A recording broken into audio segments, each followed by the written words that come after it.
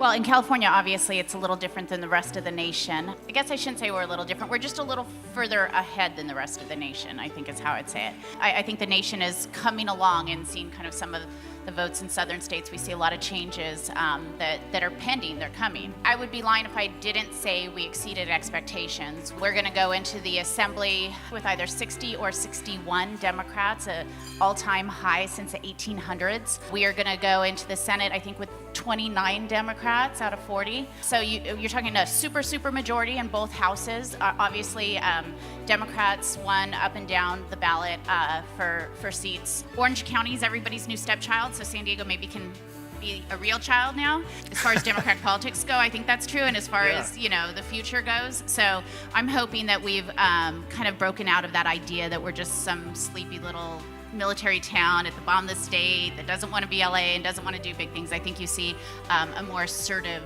delegation.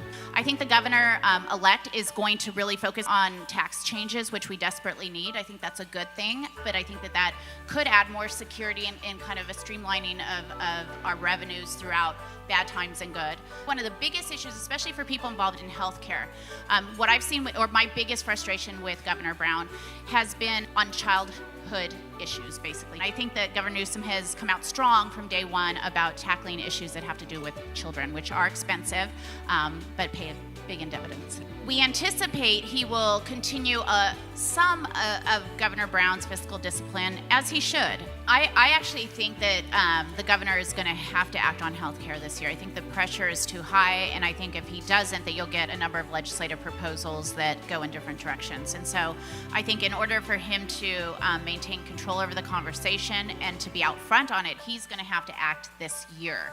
What I'm interested in is empowerment of workers and allowing people to work with dignity, to allow them, if they work 40 hours a week, to be able to afford, hopefully, a housing, putting food on the table, that they can afford to send their kid to college. And so we're going to continue to kind of chip away at those issues to ensure that big corporations are worried as much about their janitor as they are about their stockholders. Like in organized labor, I advocated, and I still do, for workers. That's my role. That's my job.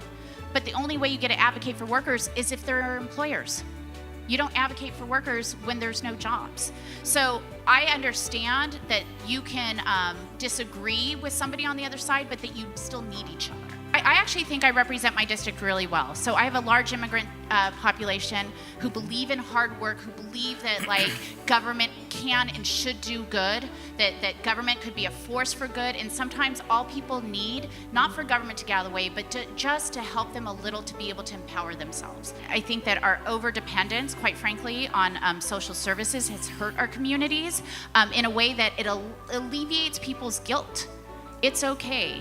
They have food stamps. They'll be able to eat.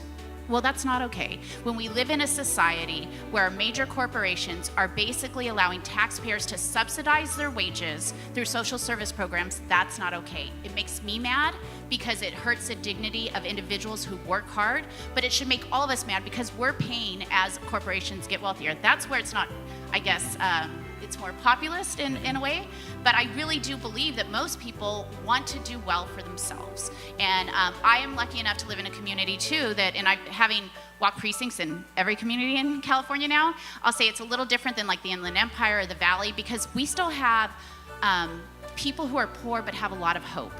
They still dream that things are going to be better for their child.